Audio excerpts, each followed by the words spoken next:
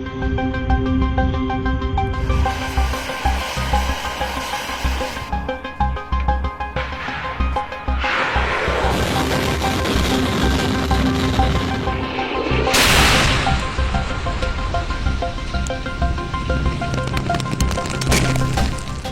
और यूक्रेन के बीच युद्ध शुरू हुए 3 साल पूरे हो चुके हैं। इन 3 सालों में यूक्रेन के राष्ट्रपति जेलेंस्की अपनी ड्रेस की वजह से भी चर्चा में हैं। दरअसल वो सेना के अधिकारी कभी नहीं रहे, लेकिन उनकी ड्रेस में हमेशा फौज का रंग दिखाई देता है। खास बात यह है कि दुनिया उन्हें अरबपति मानती है, लेकिन जेलेंस्की को कभी किसी ने सूट पहनते हुए नहीं देखा।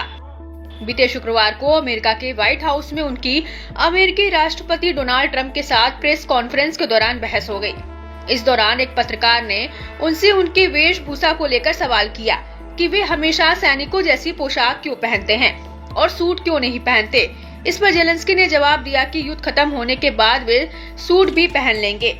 यूक्रेन और रूस के बीच 2022 से युद्ध जारी है। इस बीच जेलेंस्की की सैन्य पोशाक और उनकी संपत्ति को लेकर कई तरह की चर्चाएं होती रहती हैं। वे अक्सर जैतूनी हरे रंग की टी-शर्ट, कार्गो पैंट और सेना के जूते पहने नजर आते हैं। राष्ट्रपति बनने से पहले जेलेंस्की एक अभिनेता, निर्माता और कॉमेडियन भी थे। उनकी एक प्रोडक्शन कंपनी थी जिसका नाम क्वार्टल 95 स्टूडियो था। 2019 में राष्ट्रपति बनने के बाद उन्होंने इसमें अपनी हिस्सेदारी बेच दी। राजनीति में आने से पहले उन्होंने अपने अभिनय और कॉमेडी के जरिए अच्छी खासी संपत्ति बनाई थी। फोर्ब्स की रिपोर्ट के अनुसार जेलेंस्की की कुल संपत्ति करीब $30 मिलियन है। उनके पास कीव में कई अपार्टमेंट्स भी हैं, जिनकी कीमत लगभग $4 मिलियन बताई जाती है। उनकी प्रोडक्शन कंपनी से उनकी नेटवर्थ में $11 मिलियन की बढ़ोतरी हुई थी। इसके अलावा उनके पास कुछ निवेश और बैंक जमा भी है। कुछ रिपोर्टों में दावा किया गया था कि जेलेंस्की के पास 5 यार्ड और 3 निजी जेट है और उन्होंने मेटा व टेस्ला जैसी कंपनियों में निवेश किया है। हालांकि इन संपत्तियों के बारे में पूरी जानकारी उपलब्ध नहीं है। रूस यूक्रेन युद्ध के कारण यूक्रेनी अर्थव्यवस्था को भारी नुकसान पहुंचा है। 2022 में रूस के हमले के बाद कई अमीर लोग प्रभावित हुए। फोर्ब्स की रिपोर्ट के अनुसार युद्ध के दौरान यूक्रेन में केवल 7 अरबपति बचे, लेकिन जेलेंस्की उनमें शामिल नहीं थे।